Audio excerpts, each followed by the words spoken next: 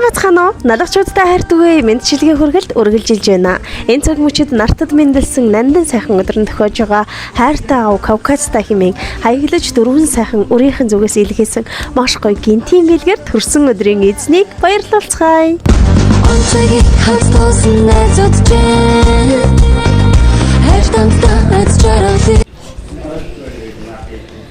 Сайн бацгаана уу? За манай мэдчилгээ үргэлжилж байна. Бид энэ цаг мөчид ээлжид нэгэн тийм бэлгийг уламжлахаар Кавкад ахтайгаа үргэлжлүүлж байна. Энэ өдрийн мэнд хүргэе. Төрсөн өдрийн баяр чигтэйхээ сайхан болж байна. Оо сайхан болж. Стейк баярлалаа. За тэгээд 10 дугаар сарын 21 нь Алтан дэлхийд хүмүүн заяаг болж мэндэлсэн эрхэм аав, эрхэм өрхийн тэргүүн танд нийт налайгчдын нэрийн өмнөөс төрсөн өдрийн галхалан мэндийг дахин дэвшүүлье. Баярлалаа. За, Кавкадхаа тэгээд дүүийнх нь гарт цэцэг байгаа. Энэ цэцэг танд зориулж ирсэн байна. Өмнө нь ер нь цэцэг авч ирсэн. Үгүй. Авч байгаа. Тэгэхээр эрэгтэй хүнд ер нь цэцгийн баглаа ирнэ гэдэг маш их хүндлэлийн нэг хэлбэр болов гэж бодож байна. Эхнэр нь өөдөөс нь хараа зогсож байна. Тэгээд ер нь энэ цэцгийн баглаг хинээс бол гэж та бодож байна. Эхнэрээс л баг. Дэлгээс л баг. Гэж бодож байна. Аа. За тэглэх байх. Тэгэхээр хантайгаа бас ханилаад хэдэн жил болж байна. Танах хэдэн хүүхдтэйгээд бичлэгтээ бас өөрийгөө нэг товч танилцуулдаг юм байна. За.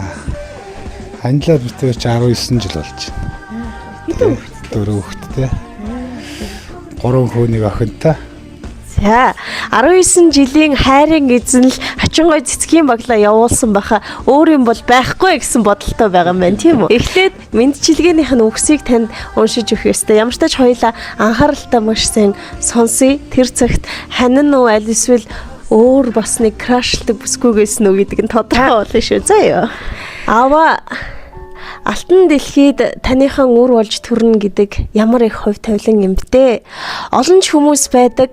Тэн дундаас онцгойлон таны өргөө гэрт үр хүүхэдтэй нь болж мэндэлсэн нь бидний хувьд төсөөлхийн аргагүй их хувь завшаан юм шүү. Амьдралын жаргал зовлонгийн алинд ч нуграагүй ачааны хүндийг үүрч үргэлж бидний төлөө өөрийгөө умартаж байдаг аавыгаа өнөөдөр бид баярлуулахыг хүссэн юм аа. Өглөөний нар мандахад л гэрээсээ гараад л явдаг. Өр зүрхэндээ биднийг бодсны шинжин тэр юм байлгүй дээ. Үдшийн бүрийгээр аав орж ирж л байдаг. Гэхдээ би аавынхаа амнаас ядарлаа, өвдлөө, зовлоо гэдэг үгийг ховорхон сонсож байсан.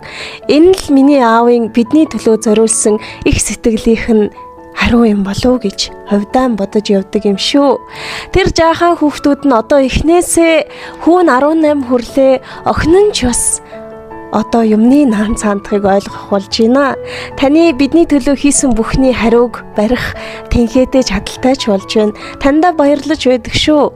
Ээжтэй минь хамт энэ сайхан амьдралыг эхлүүлж бидний өргөө цагаан гэрийн ноён нуруу түшиг тулгуур байдагт маш их баярлалаа аваа.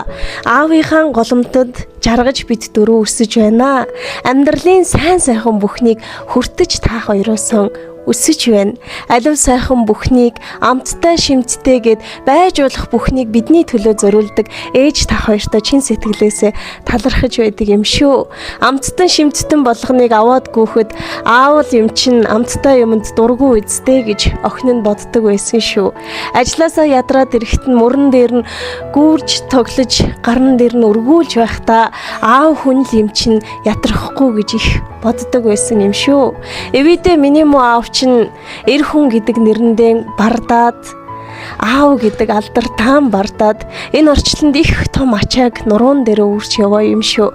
Таныхан дөрвөн бэрх шиг сайхан өрсөн аавыгаа жаргаанаа. Ачигт нь хариулна. Одоо харин миний аав битгий өвдөөрөө, битгий ядраараа дөрвөн өрийнхээ төлөө та минь эрүүл байх ёстой шүү. Энэ цаг мөчид таньда төрсөн өдрийн гал халуун мэндийг хүргэе гэд эрхэм сайхан аавда төрсөн өдрийн мэндийг хань биш хүүхдүүд нь илгээсэн байх шүү. За тэгээд энэ бэлгийг бас онцгойлон хэлсэн дөрвөн хүүхэд нь том жижиггүй дөрүүлээ дэлгүүртээ ажилдаг. Тэгээ энэ бэлгэнд ямар нэгэн өөр хүний тусламж ороогүй яг дөрүүлэнгийнх нь ажиллаа хийгээд цуглуулсан мөнгөний үр шимээр ирсэн бэлэг учраас ахт маань дэндүү нандан байх болов гэж бодож байна. Хүүхдүүдийнх нь хайр шингэсэн бэлгийг өргөн барья. Төрсөн өдрийн мэд хүргэе.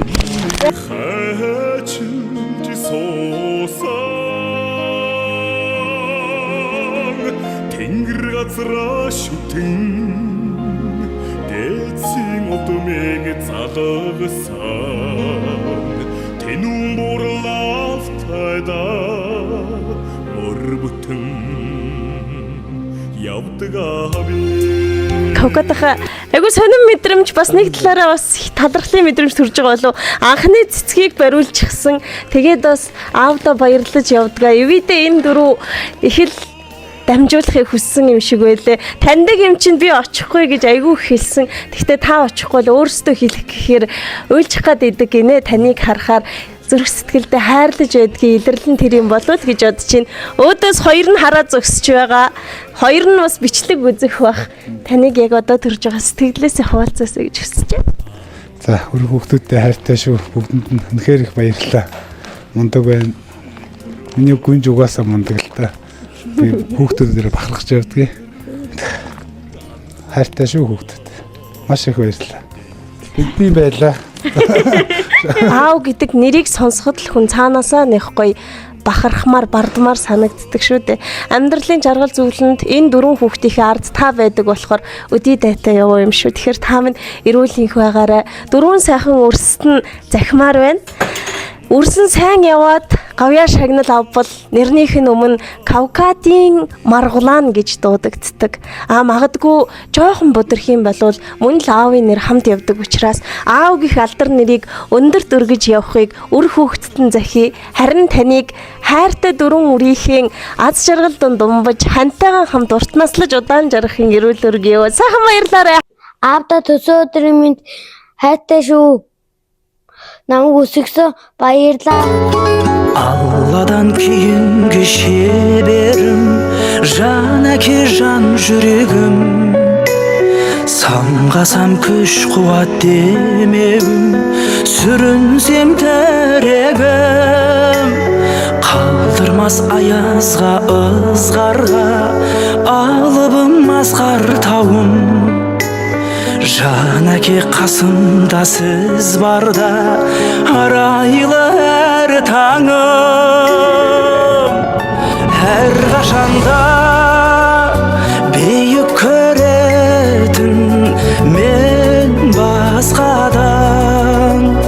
Менің әкем, ең жақсы адам. Менің әкем